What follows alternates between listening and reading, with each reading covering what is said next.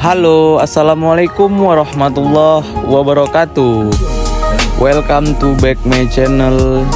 Kembali lagi di channel saya, Mais Official. Dimana saya di sini masih dengan membahas dengan ayam broiler pada masa brooding. Di video kali ini saya masih akan melanjutkan sebuah pembahasan yang belum tuntas dari video saya sebelumnya, di mana saya membahas tentang 3 hal poin penting kunci keberhasilan masa brooding pada ternak ayam broiler. Jadi di video kali ini terdapat 2 hal lagi yang belum saya bahas, yaitu tentang memperhatikan sarana produksi peternakan atau sapronak dan mengontrol selalu masa brooding pada ternak ayam broiler. Sebelumnya saya sudah membahas 3 hal penting kunci keberhasilan masa brooding pada ternak ayam broiler. Dan yang pertama itu di video saya sebelumnya, yaitu mempersiapkan masa brooding dengan baik. Di video ini saya akan membahas yang kedua dan yang ketiga. Langsung saja kita ke pembahasan yang kedua, yaitu memperhatikan sarana produksi peternakan yang berkualitas. Sebagai upaya untuk mendapatkan hasil yang baik, tentunya harus ditunjang dengan sarana produksi peternakan yang berkualitas. Seperti saat melakukan pemesanan bibit DOC. Pilihlah bibit dengan kelas terbaik. Cek keadaan DOC dengan cara melakukan timbang bobot DOC saat pertama kali datang ke kandang. Bobot DOC minimal 37 gram. Amati apakah ada kematian di dalam box. Amati juga apakah pada kaki ayam terdapat kering dan lemas. Apakah bagian pusar terlihat hitam? Amati kelincahan DOC dan hitunglah keseragaman DOC ketika datang. Untuk sistem kemitraan, biasanya kita dapat memilih merek DOC yang akan kita pelihara nanti. Ada beberapa merek DOC yang biasanya disediakan oleh kemitraan yang bekerja sama dengan kita. Dan untuk mandiri, mungkin kita harus lebih memilih dan memperhatikan pemesanan DOC yang berkualitas baik. Selanjutnya adalah memperhatikan yang berkualitas sesuai dengan fase ayam. Sebagai asupan nutrisi yang baik untuk anak ayam, tentunya harus didorong dengan pakan yang berkualitas sesuai dengan fase ayam tersebut. Sebaiknya pakan yang diberikan pertama kali pada fase pre-starter adalah pakan yang memiliki ukuran partikel sesuai dengan umur ayam. Pakan pre-starter ini banyak juga macamnya, tergantung juga jika kita bekerja sama dengan kemitraan atau PT. Biasanya setiap kemitraan itu berbeda-beda jenis pakannya.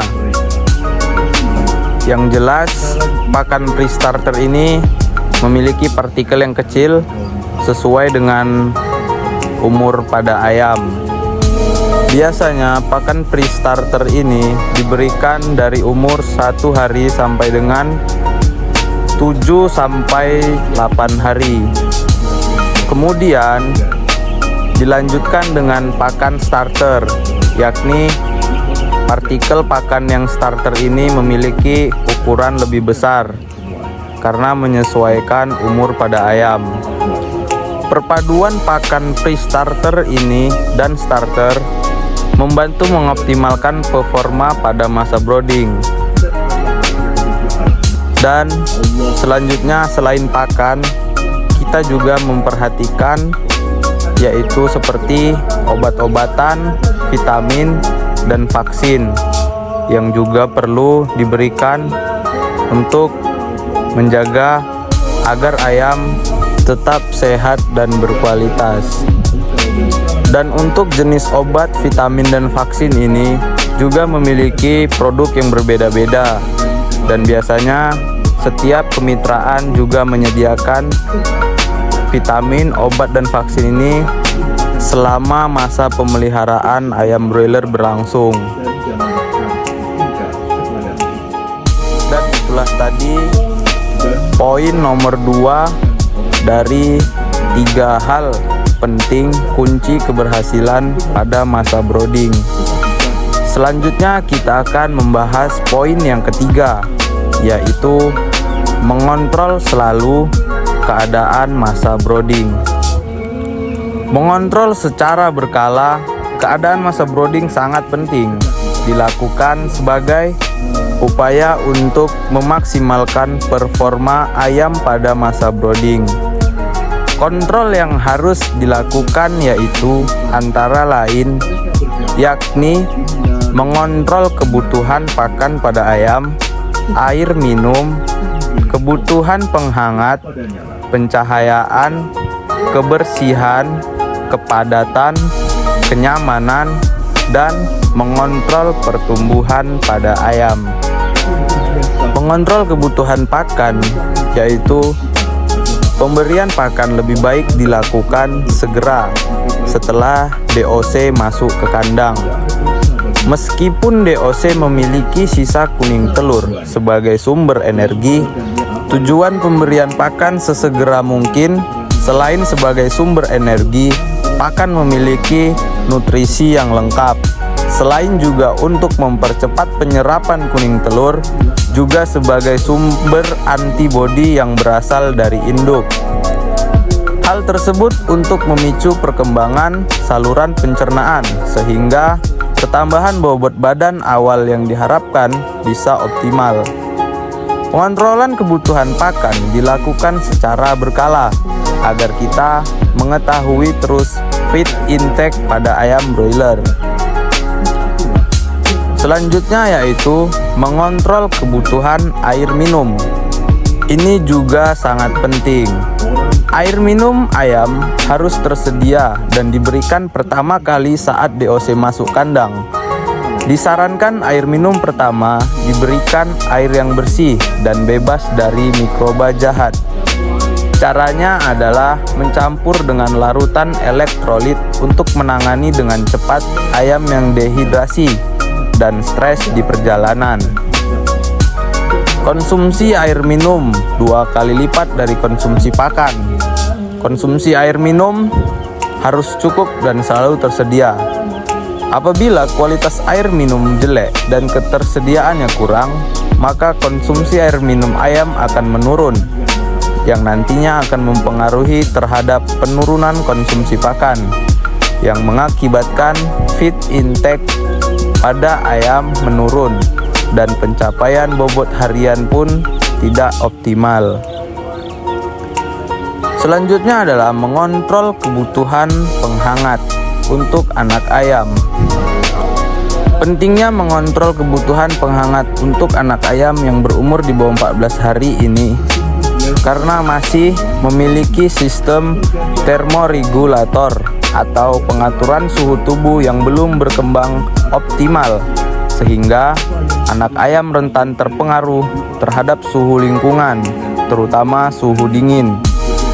Apabila anak ayam kedinginan, ayam akan menggerombol dan menghentikan aktivitas makan dan minum yang mengakibatkan ayam kekurangan nutrisi, lemah, dan berakibat kematian.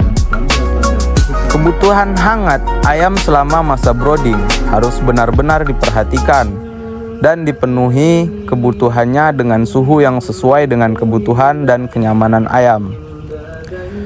Biasanya suhu untuk ayam umur 0 sampai dengan 7 hari mencapai dengan angka 30 sampai 33 derajat Celcius, dan umur 8 sampai 14 hari dengan suhu 27 sampai 29 derajat Celcius dengan kelembapan 60 sampai 70%. Kebutuhan penghangat ini menyesuaikan dengan kenyamanan ayam dan lokasi pada peternakan ayam broiler berlangsung.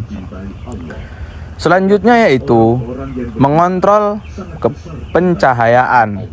Mengontrol pencahayaan ini perlu dilakukan sehingga ayam tetap nyaman dan beraktivitas dengan normal. Kemudian kontrol juga sirkulasi udara karena ayam membutuhkan oksigen. Kebutuhan oksigen atau sirkulasi udara bersih sangat penting untuk pertumbuhan ayam, sehingga perlu adanya pengaturan ventilasi yang baik untuk kandang open house. Caranya bisa diterapkan buka tutup tirai yang sesuai kebutuhan dan kecepatan angin di area kandang. Sedangkan untuk kandang close house bisa menerapkan intermittent pada fan blower sesuai kebutuhan. Tirai sebaiknya dilapisi di bagian dalam yang bertujuan untuk memberikan udara hangat lebih merata. Untuk area brooding jangan sampai tertutup rapat karena bisa mengakibatkan pergantian udara tidak terjadi. Hal itu bisa menyebabkan berkurangnya suplai oksigen untuk anak ayam di dalam ruang brooding dan mengakibatkan meningkatnya kadar gas amoniak. Selanjutnya adalah mengontrol kebersihan.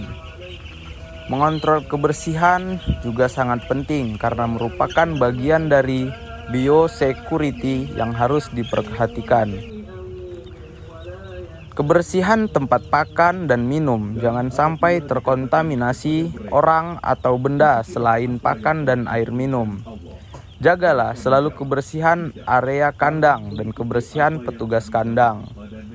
Kontrol kepadatan ayam masa brooding bisa dilakukan dengan menghitung luasan brooding sesuai dengan standar. Biasanya ayam umur 0-7 hari dengan kepadatan 50-60 ekor per meter. Kemudian umur 8-14 hari berkisar 20-26 ekor per meter. Tujuan dari menghitung luasan ini agar tercipta kenyamanan bagi ayam. Harus diperhatikan juga pelebarannya. Selanjutnya mengontrol kenyamanan ayam. Mengontrol kenyamanan ayam ini bisa dilihat dari aktivitas dan penyebaran ayam di dalam kandang. Ayam dalam aktivitas normal artinya ayam makan, minum, dan menyebar di kandang. Ketika semua persiapan dan pengontrolan dilakukan dengan baik, maka akan tercipta kenyamanan bagi ayam yang akan menunjang keberhasilan masa brooding. Selanjutnya adalah mengontrol pertumbuhan ayam. Ini dilakukan dengan melihat pertambahan bobot badan harian dengan cara menimbang sampling tiap kandang minimal 20-100 ekor. Selain itu perlu adanya pengontrolan keseragaman dengan cara menghitung keseragaman minggu pertama dan minggu kedua.